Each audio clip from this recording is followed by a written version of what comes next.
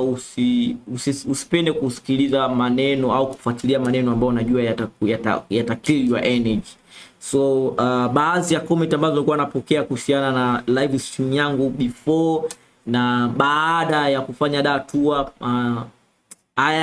sikunivunja moyo, lakini zilikuwa zinanifanya nifanye zaidi na zaidi. So ningekata tamaa, hiki kitu nisingekipata. Hiki kitu kinauzwa gharama sana, sijatoa hata pesa ya kusafirishia. Can you imagine?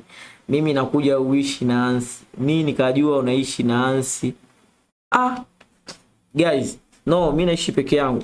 Okay, kwa hiyo tuendelee.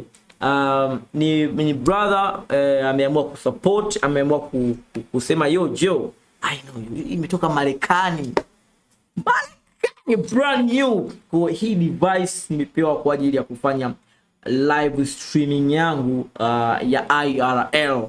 So guys,